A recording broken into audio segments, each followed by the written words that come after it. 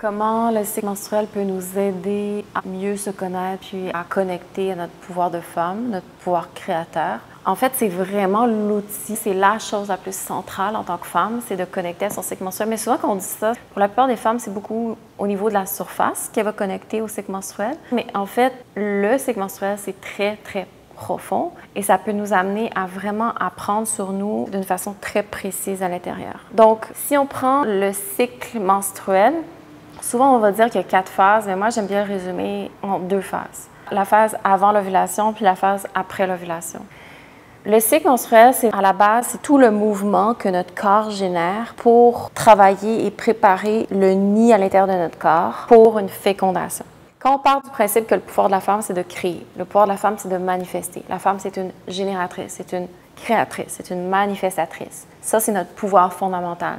C'est quelque chose qu'on a vraiment oublié, mais à l'essence, notre corps, toute notre biologie, notre être, il est fait pour créer, porter la vie.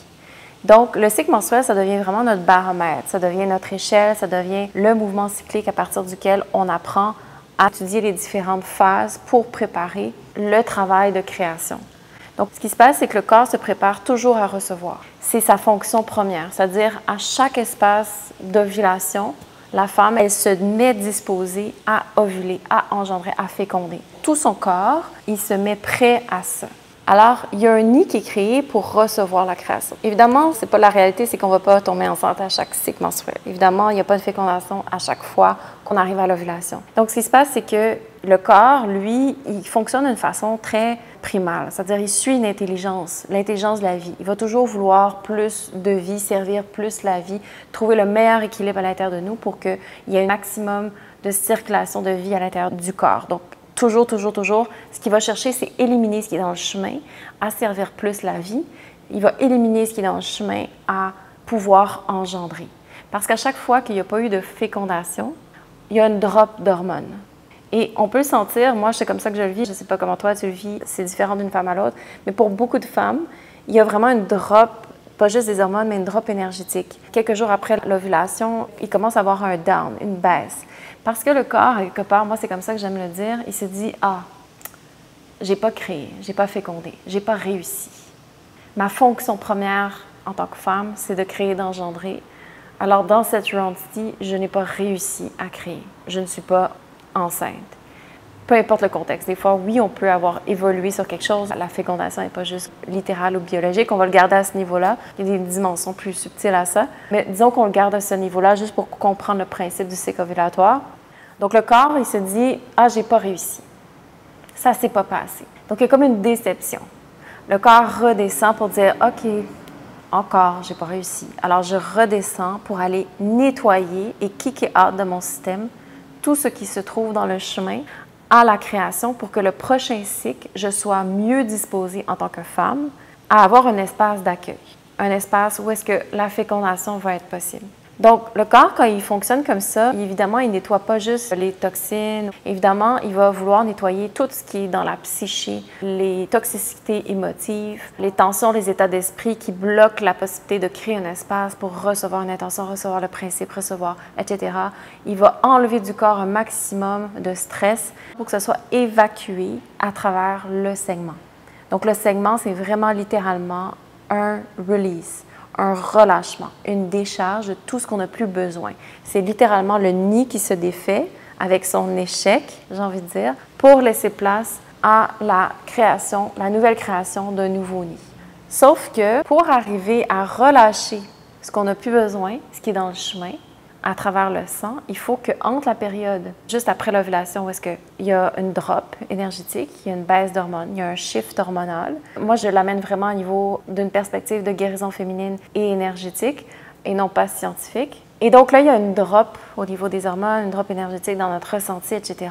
Alors, entre cette période-là et le moment où le sang relâche l'endomètre, il y a toute cette période-là qui est une opportunité en or pour faire un travail en profondeur d'intégration sur tout ce qui s'est trouvé dans le chemin, au fait qu'on ne s'est pas mis dans une disposition où est-ce que le corps peut féconder.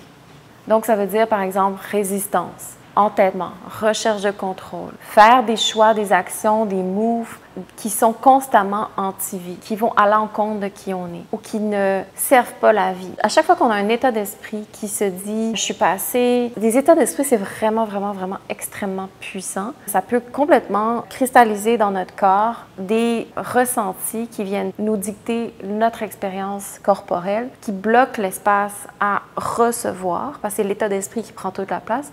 Donc, essentiellement, quand on nettoie et tout ça, ce que je veux dire par là, c'est une intégration. J'intègre dans l'inconscient qu'est-ce qui est dans le chemin. Donc, je veux descendre dans l'inconscient, dans ma psyché profonde, dans la mémoire de mon utérus, dans tout ce qui n'est pas assimilé, qui est dans le chemin. Et des fois, ça remonte à très loin. On commence par ce qui s'est passé dans le mois dernier, mais quand on commence à faire un travail conscient sur soi-même en tant que femme, de guérison féminine ou de womb healing, on commence à intégrer non seulement ce qui était dans le chemin durant le mois, mais de plus en plus ce qui était dans le chemin durant notre vie et au-delà. Parce qu'on a toute la mémoire encryptée de notre corps, de notre lignée féminine et de notre humanité dans notre utérus.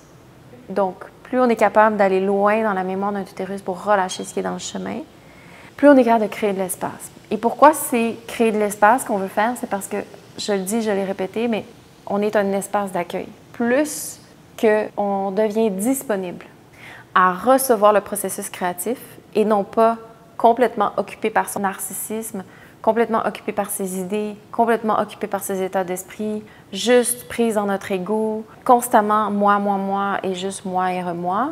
Donc, il n'y a pas d'espace pour recevoir l'autre, être dans une polarité, dans une danse et dans un échange sensible de qu'est-ce qui veut être créé. Donc, quand l'utérus est complètement rempli de toutes nos empreintes passées, des traumatismes passés, de notre égocentrisme, etc., on n'est comme pas un vaisseau qui est disponible pour servir la vie, pour créer la vie. On n'est pas un conduit, notre corps n'est pas disponible.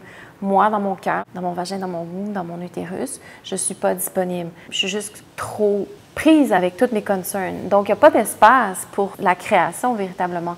Et le corps est pris aussi. Donc, le cycle menstruel, c'est super intelligent parce qu'il veut toujours relâcher le surplus ou ce qui est dans le chemin. Évidemment, si on habite à la surface, tous les signes avant-coureurs qu'on va avoir pour nous aider à rentrer dans notre corps, qui sont souvent les PMS, tous les ressentis qu'on va avoir sont des signaux d'alarme que le corps nous envoie par intelligence pour amener notre attention à l'intérieur, pour aller intégrer ce qui est dans le chemin, pour que ça soit relâché. Donc, quand on amène de la conscience à la source de ce qui crée les symptômes, ça peut être des crampes menstruelles, ça peut être une hyper-émotivité. C'est pas pour rien qu'on a besoin de se retrouver plus seul lorsqu'on va bientôt avoir les segments. On est moins disponible envers les autres. C'est pas pour rien que le corps crée ça à l'intérieur de nous. C'est qu'il veut avoir notre pleine attention à l'intérieur pour qu'on soit concentré entièrement à faire le ménage, autant au niveau psychique, émotif, etc., de tout ce qui est dans le chemin, à être la meilleure version de nous-mêmes, autant physiquement que dans la disponibilité psychique et mentale, pour la prochaine round, le prochain cycle, pouvoir avoir une véritable disponibilité à une création. Donc, quand je parle de ça, c'est vraiment au niveau cellulaire et à la fois au niveau psychique, spirituel, etc. Donc, c'est à tous les niveaux que je parle du nettoyage et de la disponibilité. Donc, c'est vraiment important de voir qu'à chaque fois qu'on arrive proche des règles, souvent, il y a une autre expérience qui embarque. C'est-à-dire, je vais être plus vulnérable, peut-être, je vais être plus sensible, je vais avoir des symptômes, il y en a qui vont avoir des migraines, ballonnement, le bassin plus enflé, etc. Peu importe c'est quoi qui est là, tout ça, c'est intelligent. Donc, souvent, on va prendre des comprimés pour enlever la douleur, etc. Vraiment, mon invitation, quand on veut approfondir ce processus-là, selon la guérison féminine, c'est non, je veux être consciente de ce que mon corps m'envoie comme message pour que mon attention soit pleinement dédiée à descendre dans le ressenti, pour ne pas rester à la surface du symptôme, mais descendre à la source de ce qui crée le symptôme, parce que c'est là que je veux amener ma conscience, parce que c'est là que se trouve le blocage. Donc, si ma conscience arrive progressivement au cœur du blocage, donc j'apprends à entrer dans mon corps, alors forcément, je participe à relâcher les tensions qui sont dans le corps et qui empêchent l'espace, disponibilité pour la création. Et c'est vraiment important parce que le corps, la femme, on est profonde. On vit beaucoup à la surface, donc nos menstruations, ils nous énervent. Ils sont toujours quelque chose qui est dans le chemin. Mais quand on apprend à comprendre que la femme, on est des créatures de la Terre, on est par notre corps et notre cycle menstruel connectés vraiment à la Terre beaucoup plus que l'homme. On apprend à toucher à des intuitions, à des ressentis qui n'ont rien à voir avec l'homme, même si l'homme, bien sûr, il peut avoir accès à tout ça. On a une énergie féminine innée qui nous amène à nous connecter à des dimensions beaucoup plus profondes du ressenti, etc. Donc, on a cette capacité-là, intuitive, innée, de ressentir les choses en profondeur dans l'invisible, autant dans le concret, le manifeste, mais aussi dans l'invisible, dans le très profond. Donc, on veut aller à l'intérieur de son corps pour rentrer et aller dans ces espaces-là où il y a les blocages, où il y a ce qui se trouve dans le chemin à se connaître en profondeur.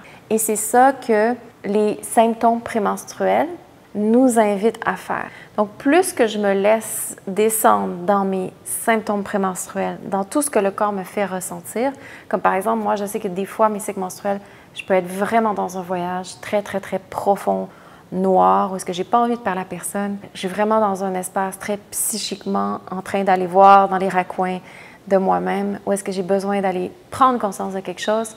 Et à ce niveau-là, c'est vraiment un voyage psychique. C'est vraiment dans l'invisible. J'ai pas tellement de symptômes physiques.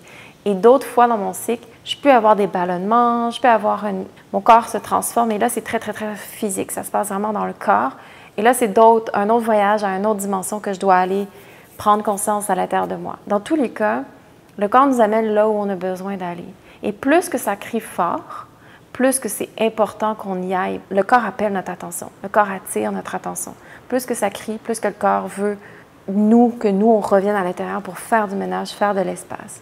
Évidemment, la plupart des femmes ont vécu avec beaucoup de symptômes. Oui, des symptômes encombrants, des inconforts. C'est vraiment rendu très criant chez les femmes. Les symptômes prémenstruels, c'est vraiment pour beaucoup de femmes une catastrophe. En accueillant les femmes dans les cercles de lune, dans les ateliers de cercles de guérison, etc.